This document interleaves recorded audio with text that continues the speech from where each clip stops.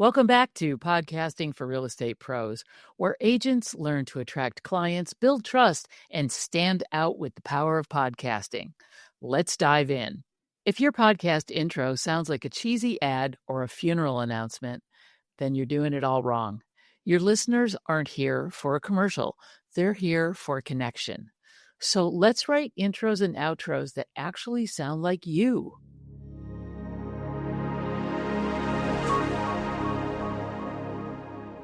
Hey, it's your host, Sue Willoughby, and today we're fixing one of the fastest ways that people will tune out of your podcast before you even say anything real. We're talking about your intro and your outro. Let's make sure that they're not just professional, but also personal, punchy, and powerful. So why do intros and outros matter? So your intro is going to set the tone for the episode, and your outro is going to seal the deal. So think about when you're meeting someone and you shake their hand for the first time. That's like your intro. It's going to make an impression. And then when you leave them, what's your final word? It's going to tell people that they belong here, that this is what they'll get, and here's what they're going to do next. So it's like, hey, how are you?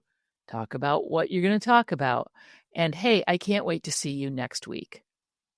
Just like an old friend, you're going to greet people that listen to your show like they're your old friends.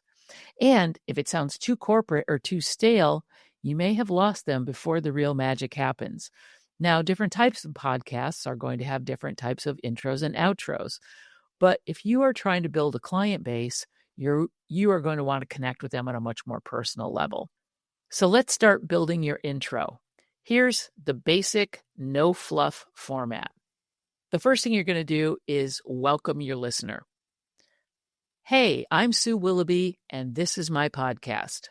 Then you're going to say who the show is for. For example, this show is for real estate pros who are tired of blending in and ready to attract clients by being unapologetically themselves. Then you're going to tell people what they're going to get. Each week, I'll give you bold insights, no fluff marketing strategies, and real talk to help you stand out, show up, and turn listeners into loyal clients. Then you're going to want to have a vibe, right? Sprinkle in your voice, add a little one-liner or signature sign-off that, it's going to sound like you, not a robot. So here's an example. Welcome to Mic'd Up Agents, the podcast for real estate pros who'd rather be authentic than average. I'm Sue Willoughby, and every week we're flipping the script on boring-ass marketing. So let's go. So once you nail an intro that you love, and I would suggest do a couple of different variations and then speak them out loud and record them.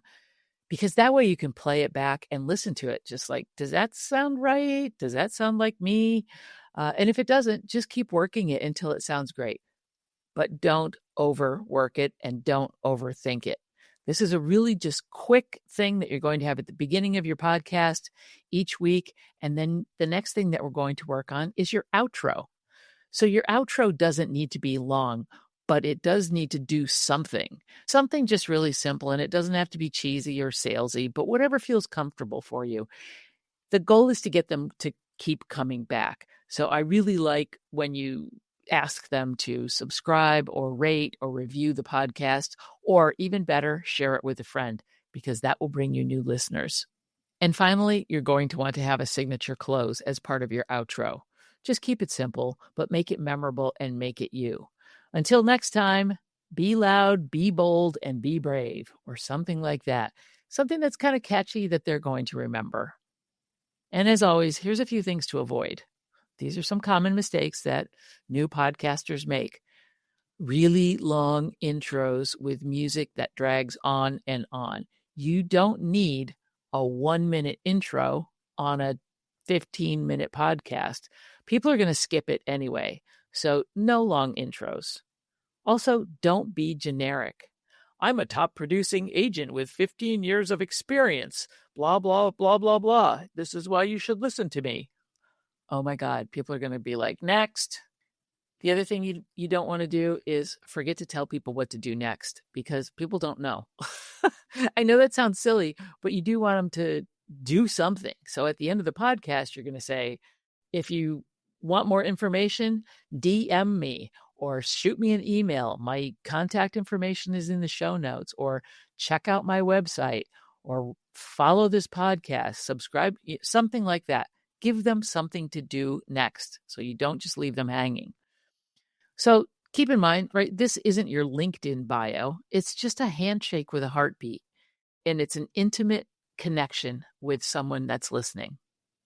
To put a nice, neat bow on this particular episode, when people hear your intro, they should feel like, hell yeah, I'm in the right place. And when they hear your outro, they should know what to do next. That's how you build not just a podcast, but a brand with staying power. Next up, let's talk about batching, because creating weekly episodes shouldn't feel like a second full-time job. So until then, remember that real beats perfection always.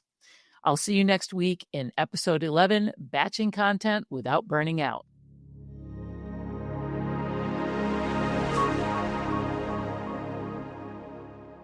Not quite sure if podcasting is the best move for you right now?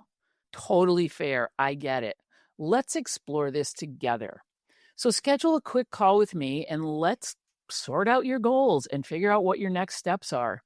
Click the link in the show notes and let's chat.